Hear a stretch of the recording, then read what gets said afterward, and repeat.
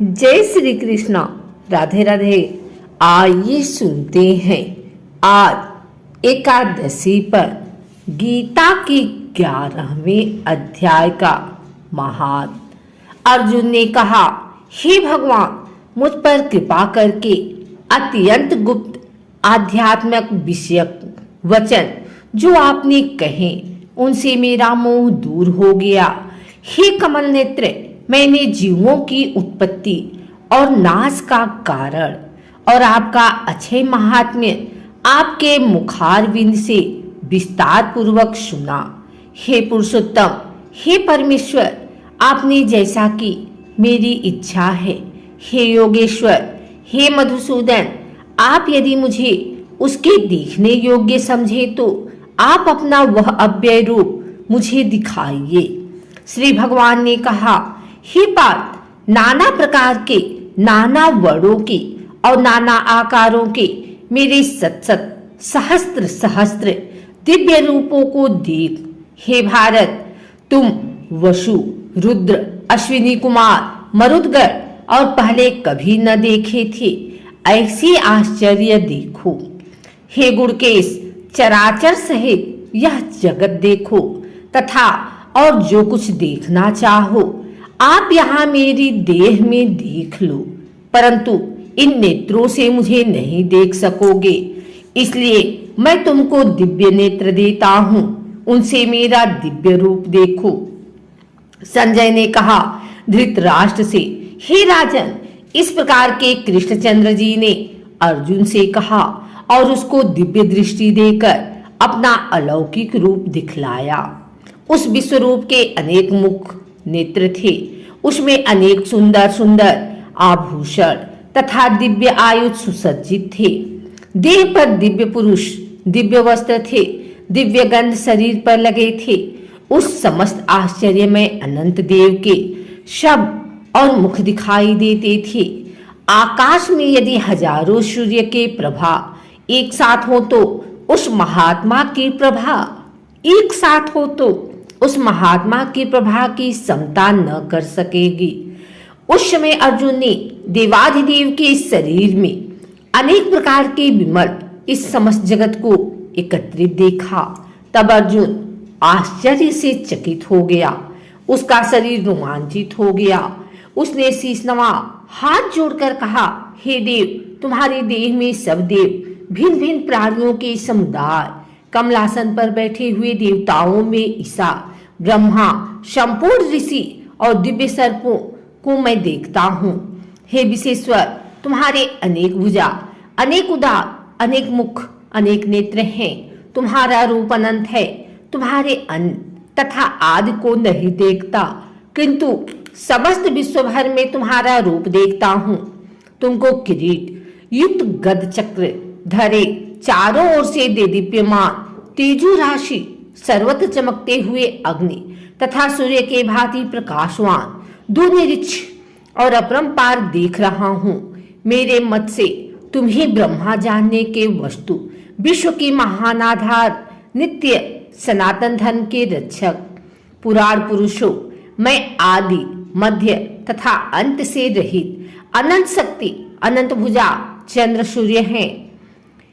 नेत्र जिसके कांतिमान अग्नि के सदृश मुख वाला, अपने तेज से संपूर्ण संसार को तपाते हुए देख रहा हूँ। हे महात्मन, पृथ्वी और आकाश के मध्य का वह अंत और समर्पण दिशाएं आपसे ही व्याप्त हो रही हैं। आपका यह अद्भुत और उग्र रूप देख तीनों लोग व्यथित हो रहे हैं। यह देख देवताओं में समूह तुम्हारी शरण आ रहे हैं। उनमें कितने ही भयभीत होकर हाथ जोड़कर तुम्हारी प्रार्थना करते हैं। महर्षियों और सिद्धों का समूह शवासित कहकर नाना प्रकार से तुम्हारी प्रशंसा कर रहा है। रुद्र, आदित्य, वसु, साध्य, विश्वदेव, अश्विनी, मरुत, पिता, गांधव, यक्ष, असुर, सिद्ध इनके संध विस्मित होकर आपकी ओर टकटकी लगाकर देख रहे हैं। हे महाबाहों, अनेक नेत्र, अनेक बाहु, अनेक जांघ, अनेक पर अनेक पीठ, कराल, दंतयुक्त तुम्हारा वह विशाल रूप देखकर सब अत्यंत भयभीत हो रहे हैं। और मैं भी घबरा रहा हूँ।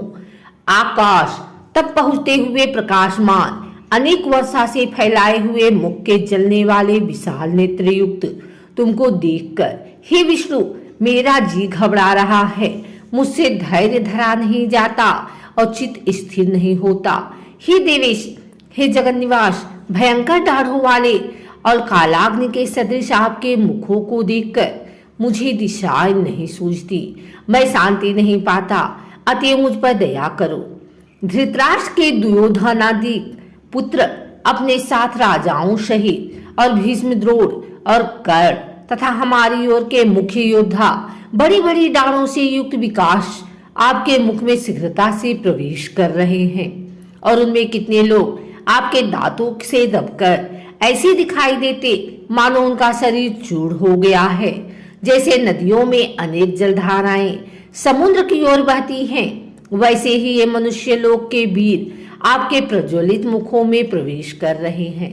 अग्नि में पत्ते जैसे गिरते हैं, ये सब लोग भी अपने नाश के लिए आपके मुख में बड़ी तेजी से प्रवेश कर रहे हैं। हे विष्णु, जलते हुए मुखों से चारों ओर से सब वीरों को निगलकर आप जीभ चाट रहे हैं। आपकी तीक्ष्ण प्रभाएं समस्त संसार को तेज व्याप्त कर तृप्त कर रही है। यह भयानक रूपधारी कौन है, यह मुझसे कहो। हे देवेंद्र, आपको नमस्कार है, मुझ पर प्रसन्न हो। हे जगतकर्ता आदि पुरुष, आपको जानने की मैं इच्छा रखता हूँ, क्योंकि आपकी यह प्रवृत्ति मेरे समझ में ही नहीं आती। श्री भगवान बोले, संसार का नाश करने वाला मैं उग्रकाल हूँ, समस्त जनों का संहार करने के लिए आया हूँ। तुम्हारे युद्ध न कर वीर जीवित न रह सकेंगे, अतएव तुम उठो, शत्रुओं का संहार करो, यश को लेकर इस समृद्धशाली राज्य का भोग करो। हे सवैव साचिन, उनको मैंने पहले ही मार रखा है, तुम केवल निमित्त मात्र ही हो जाओ।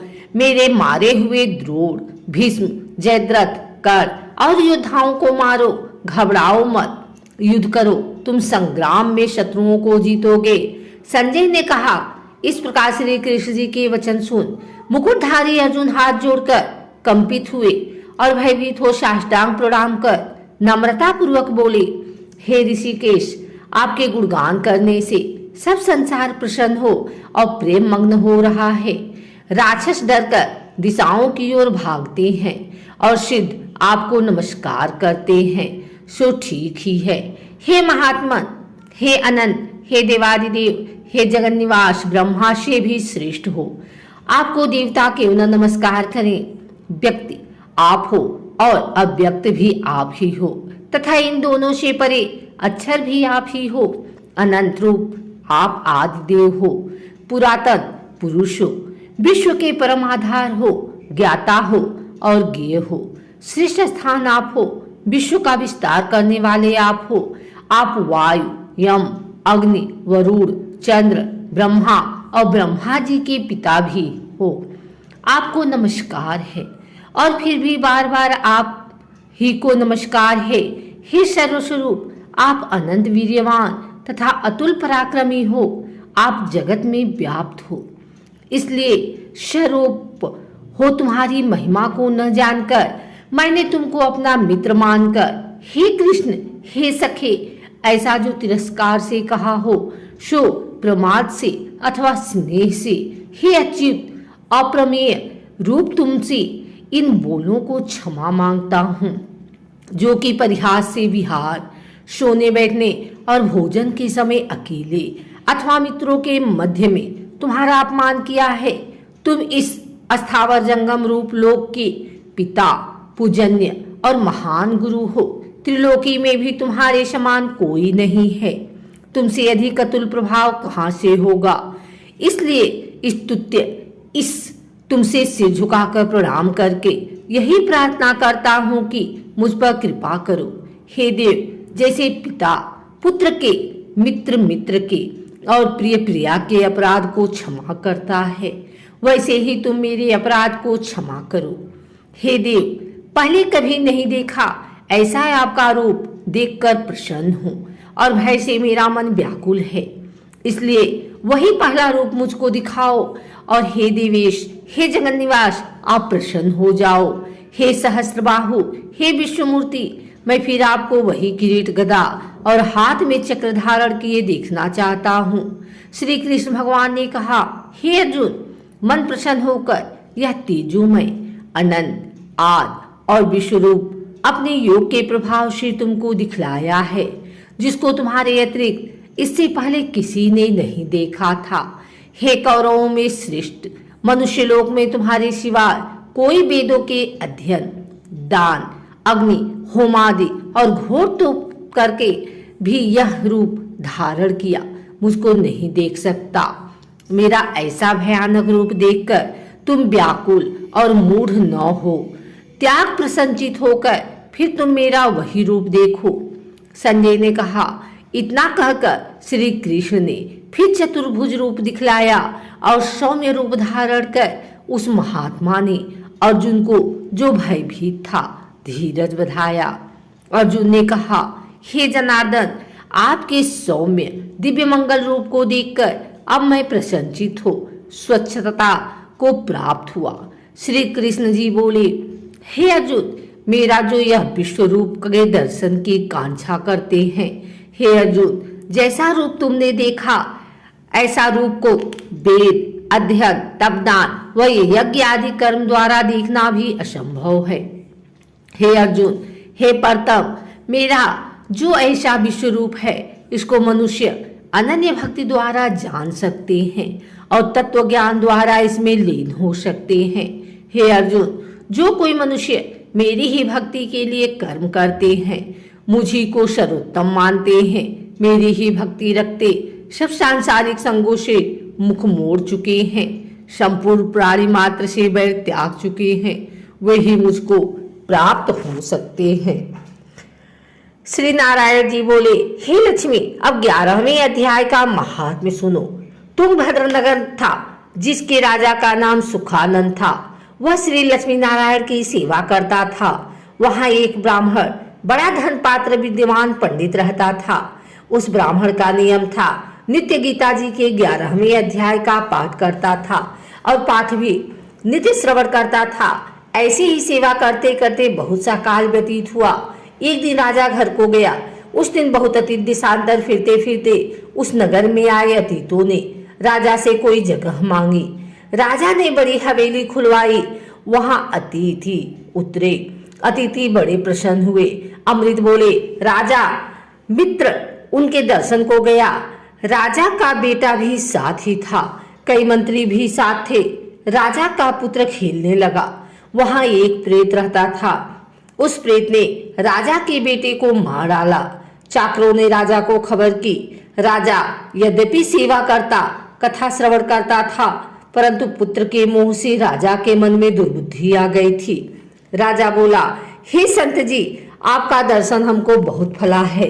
एक पुत्र था, सो भी प्रेत ने मार दिया। तब ब्राह्मण ने कहा, हे राजा जी, चलो देखें कहाँ है तेरा पुत्र। राजा, ब्राह्मण, महन सभी वहां आए जहां राजकुमार मरा पड़ा था। तब ब्राह्मण ने कहा, अरे प्रेत, इस लड़के पर कृपा दृष्टि कर, जो यह लड़का जी उठे। मैं तुझसे गीता जी के 11वें अध्याय का पाठ सुनाता हूँ, तू श्रवण कर, इससे तेरा कल्याण होगा। अब तू अपने पिछले जन्म की बात कह। तब प्रेत बोला, मैं पिछले जन्म में ब्राह्मण था। इस ग्राम के बाहर हल जोतता था। वहां एक दुर्बल विप्र आया था। सो एक खेत में गिर पड़ा। उसके अंग के रुधिर निकला। एक चील ने उसका मांस नोच खाया। मैं बैठे देखता था। मेरे मन में दया न आई जो इस विप्र को छुड़ा दूं। इतने में एक और पंडित आया। उसने यह देखा, मुझे कहा, अरे हल जोतने वाले विप्र, तेरे कर्म चांडाल के हैं। निर्दयी, तेरे खेत के पास विप्र का मांस चील तोड़ तोड़ कर खाती है और तू देखता रह, छुड़ाता नहीं। सो मेरे श्राप से तू प्रेत योनि पावेगा।